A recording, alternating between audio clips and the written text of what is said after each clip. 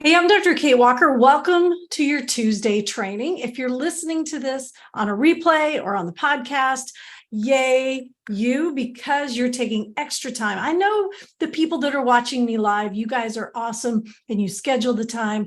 Those of you who are listening on the replay, you are on the treadmill, you are doing carpool, you're sitting at a boring baseball game, you're doing something else and still trying to get some amazing training in the meantime. And that's what it means to be a Step It Up member. You get these live trainings. So if you want to show up and ask me questions, here I am. Don't forget, if you are in the 40-hour course, every Thursday, we'll host your live study hall. So either I or one of my trusty assistants will be there to answer your questions as well, because we don't want this just to be some online course where everything's all out here somewhere. I want you guys to feel like you've got a nice, cozy safety net to make sure you have everything you need to be successful and go save the world with excellent therapy. So today you're going to get some ideas for business plans if you're thinking about adding supervision to your private practice. So I know I just totally alienated a bunch of you who are like, I don't want to be a supervisor, or I'm a supervisor, but I'm in an agency. It's okay. You can still listen in and pass the info to a friend, or who knows, maybe someday you'll get the bug and you want to add supervision to your private practice. Now you'll have some information. Now, caveat is, warning, I am not an attorney. I'm not a business attorney. I'm not an accountant. I cannot tell you the tax implications or the extra kind of stuff you'll need to do with the IRS in order to make these business plans work. These are business plans, though, that you can use and then do the research. Business plan always starts with a dream. You have to see if it fits your personality. And then if it meets all that criteria, you go forward and you do your due diligence. There's some great organizations. Small Business Administration usually has an office near where everybody lives, and they're happy to offer some free advice. So do your research, but take what I'm about to tell you as a great jumping off point. So business models for supervision, I'm going to talk about different ways to charge and get paid, a different way to serve your community, and even a way to sort of become this, I call it the strip mall. I don't mean a strip club, a strip mall. Okay, so get your mind right. I'm talking about where you drive along the road and there's a Target and there's a Ross's and there's a liquor store and there's a nail salon, right? Strip mall. So let's get into it. The first business model I want to talk about is the easiest one, and it's just the fee for service.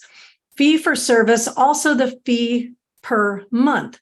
So LPC associates must accrue 4 hours in a month. So lots and lots of LPC supervisors charge per month. It makes sense. So, you know, that can be, for extra contact, if they have an emergency, they need to call you with some situations, or they're checking in with you. That way you're not sort of charging for every tiny little thing. LMFT associates, those guys are still weekly. They must come to supervision every week unless, and I'm making air quotes here, good cause is shown. That's the way it's written in the rule. So that fee for service may make sense as opposed to the fee for the month. Now, what goes along with that business model of just charging a fee for every time that they come to see you is you have to consider, and this is for all of the business models that I'll mention today, late cancels and no-shows. Late cancels and no-shows. How are you going to charge for that? And how will you make sure that that supervisee is still receiving supervision, right? Because even if they don't come, you're still responsible for their work. So while you may want to set that boundary like you would for a client, like, oh, you didn't come, you don't get to see me this week. Yeah, you still need to make sure that you're providing oversight with those clients, because if we're going to use kind of the parenting model, the natural logical consequence is if that supervisee, I'm talking about LPC associates, if they don't get their 4 hours of supervision in a month, they lose all of the hours for that month. So that's a natural, logical consequence for them. LMFT associates, you can yank those hours away for the week if you like. But I'm talking about the consequence for you, right? My job is to help you supervise and not lose your license, right? That's my job. I'm helping supervisors help themselves, help their supervisees, and help the clients. So as the supervisor providing oversight, it behooves you to continue to see that supervisee. So what do? Well, you can charge your supervisee for coming at a prime time. You can say, okay, my only available time for you to make up this week is Saturday morning at 9 o'clock, but that is a $200 slot because I don't want to be awake at 9 o'clock on a Saturday morning. You do you, or perhaps more realistically, the only slot you have available is a prime client time, let's say 4 or 5 o'clock in the afternoon. And since most of us, when we supervise, we're charging a lower rate for our supervisee, if you're having to plug a supervisee into a spot where you might make more money with a client, it's reasonable, I think, to then charge that supervisee that full client rate that you're not getting. So agency supervisors, I hope you're kind of perking your ears up a little bit, because although you cannot charge for supervision if it is a part of your job, you still must have a natural, logical consequence for a supervisee who late cancels or no shows, right? Because natural, logical consequence, yeah, they lose the hours, but your job is to protect those clients and your license. So figuring out a way to your advantage, right? Shifting the angst to the supervisee and off of you, you've got to figure out a way to make sure that you meet however you can, but that you're either getting compensated for it in some way, or that your supervisee recognizes that they may lose the hours for that month, or perhaps you even want to work with your agency if you're doing this as part of your job to help them understand that you need extra compensation if you're going to be supervising outside of a regular work day. So the two models we're talking about so far are, we have the fee for service, the fee per month. And in both cases, and I just heard Kenda Dalrymple talked about this yesterday in our Monday morning consultation group that we have monthly for the Texas Supervisor Coalition. If you're a supervisor and you're listening to this and you are not in the Texas Supervisor Coalition Facebook page, or you're not joining us in our monthly consultation groups, man, you're missing out, because I don't record those. Those don't go on podcasts. Those don't go anywhere, because we create a safe space where people can process and ask questions. So when Austin attorney Kenda Dalrymple spoke to us Monday morning, she talked about making sure that those invoices, how you pay your supervisee if you hire them, and how they are paying you if you do one of the models we're talking about, the fee for service or fee for month, those documents need to be must be part of the supervision file that you keep for each one of your supervisees. So whatever you decide to do, if you're going to be charging for late cancels, no shows, extra time, prime time, make sure you include documentation of that being paid or at least being invoiced.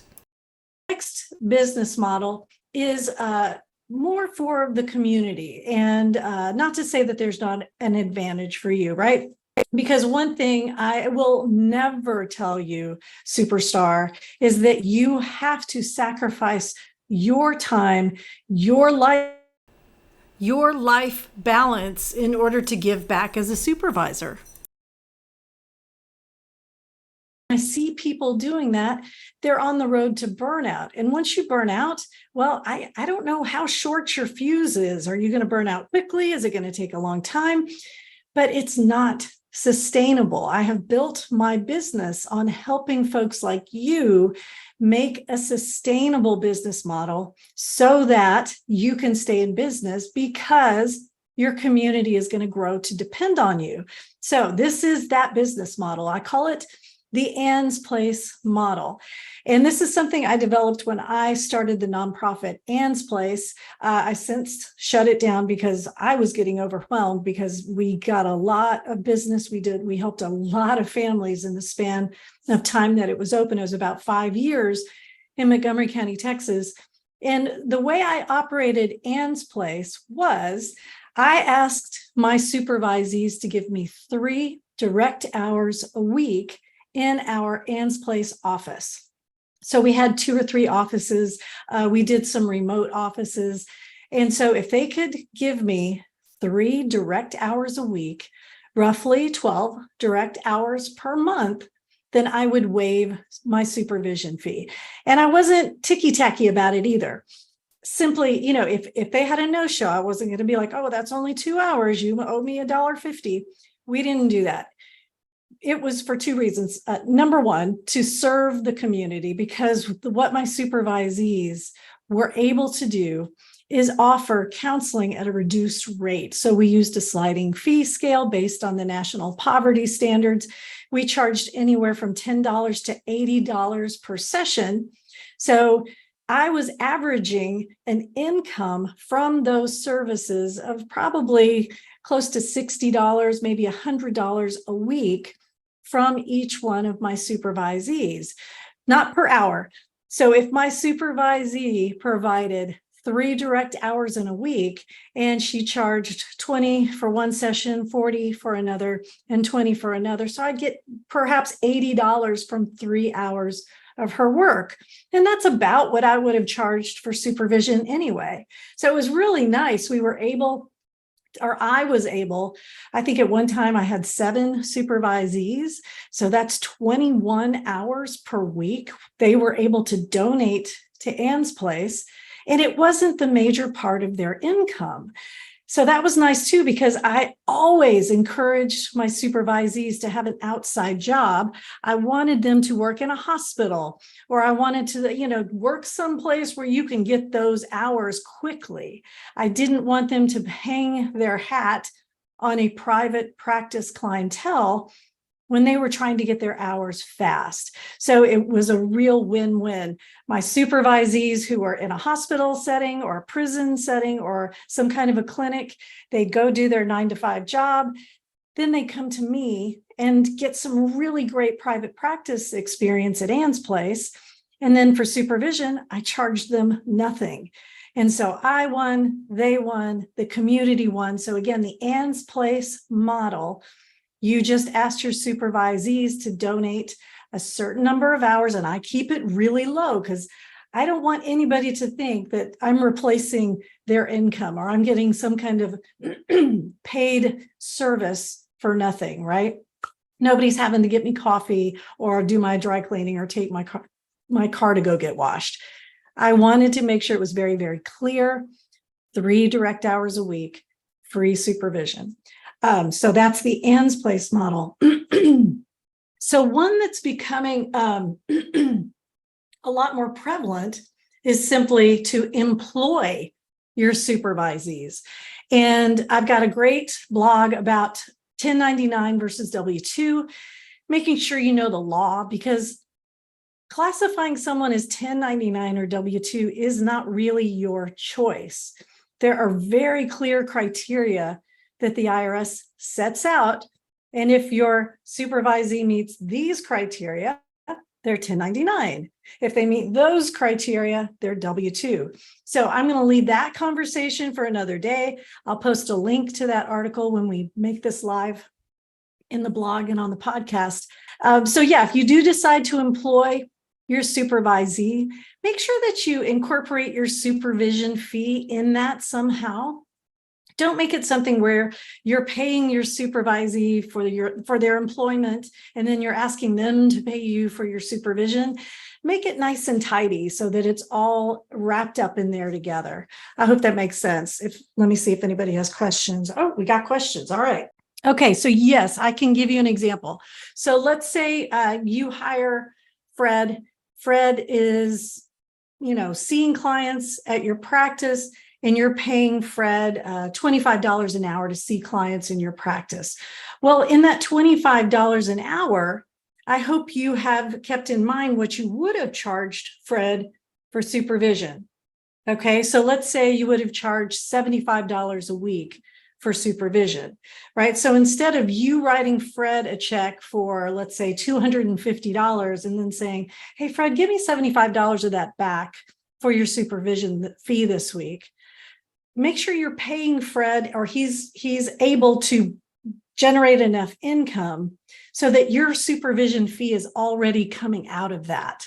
So you can do it as a line item on his paycheck, somehow make it, like a cost for doing business or something like that, so that Fred sees it's very clear. You want to make sure it's transparent on his paycheck, and it's part of the contract that you two sign together. So he's not looking at it going, hey, I know I saw 15 clients this week. Why did I only make this much money? Right? Make sure it's a conversation. So I hope that helped. The line item is always better because, it's like when, you're looking at your paycheck and you're trying to figure out what all that stuff is the first time you have a job, right? And also don't forget, if you're going to hire Fred as a W-2 employee, a program like QuickBooks Payroll is really, and I don't work for QuickBooks, but it's really easy to put things into that line item because you're already taking out things like their taxes and their FICA and all that fun stuff.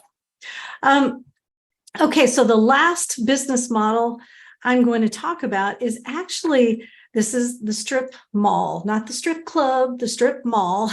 And when I put this together, this really was for LPCs only, because basically it was for if you wanted to have the big group practice and you were going to have 5 fully licensed folks and you were trying to say, ooh, how much do I want to pay them? Which would mean paperwork, tax paperwork, W-2, 1099, all of that. Or do you want all 5 of these people to pay you? Right? And it worked for LPCs because back before the law changed, LPC associates could not own their own practice. So this didn't even apply to supervisors. Well, now it does. And this is not the same as being hired by your supervisee. Remember, the rule says that you can't work for your supervisee, right? They can't hire you. And this is charging a rent. Okay, so go with me on this, because step 1, you have to value what it is you offer, right? So if you've got a supervisee, right, you've got Fred, and you're like, okay, here are all the things I offer Fred. I offer Fred supervision. I offer Fred office space. I offer Fred access to the electronic health record system. We have front office staff. We have HIPAA compliant this, HIPAA compliant that. We make sure this, we go in and we audit this. Oh my goodness. That's a very valuable service you're offering Fred. And let's say, Fred, there are 4 other therapists, right? So you've got 1, 2, 3, 4, 5 therapists. And you're like, okay, I'm a very valuable service here that I'm going to offer to these 4 therapists and my associate, Fred. What would you charge for that? Right? So now I want you to think like a landlord. If you're a landlord and you have a strip mall and you're like, got a wonderful location. I'm going to put in Wi-Fi, plumbing, pest control, electricity, all of these things. How much would I charge people to rent a spot in my strip mall? Well, you would value that and you would charge a rent. And this is the 5th business plan that I'm talking about. Charging a rent for the services that you provide your supervisees if they are working in your practice. So it's kind of a flip, right? You're not paying them. So no W-2, no 1099, because there's no money leaving your hands to pay them for the services they render. It's going the other way. They can see as many clients as they want, charge what they want, but at the end of the month, they're paying you for this rent. I'm going to make the air quotes again, rent, because rent can include whatever you value yourself at. right? So that's the supervision service, that's the rent, that's the office furniture, the computer system, the internet, all the things that I mentioned. So it may be hard for you. And I've had therapists, they're trying to write it on a piece of paper, like, okay, if I take my air conditioning bill and I divide it by 5, no, I don't do that, right? Just a rough ballpark estimate. And think about your bills and divide it by 5, right? And then what would that supervision be worth? What would it be worth for all of these people to basically park themselves in your practice, use all of your amenities? What would you charge for that? Now that's income, right? That's income coming to you, so you don't have to worry about paying them. So we're almost back to the fee for service model, aren't we? Because number one, fee for service or fee for month, that's about what you would charge for the service of supervision. All right, so let's review. I talked about 5 business plans: fee for service, which is just per service, like LMFT associates. I talked about fee per month. I talked about an Ann's Place model where they donate 3 hours a week and deliver low cost counseling services to the community, and you don't charge for supervision at all. I talked about employing your supervisees, and then you have to classify them 1099 or W-2, because as an employer, you're going to have to pay them. And then number 5, which is kind of a hybrid, I'm calling it the strip mall just because I don't have a better name for it. But it starts with you valuing your services, all of the services. And if your supervisee wants to open their own private practice and use your amenities, use your filing system, use your office space, then what would you charge for all of those amenities, including supervision? But you would not pay them for services. You wouldn't pay them anything for seeing those clients. Those clients are theirs, and they pay your supervisee. All right, so I am going to check for questions.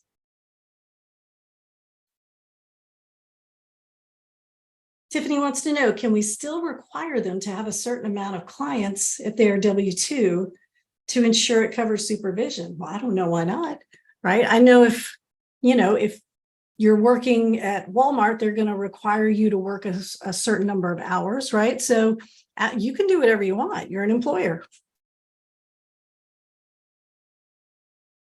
Good question, too.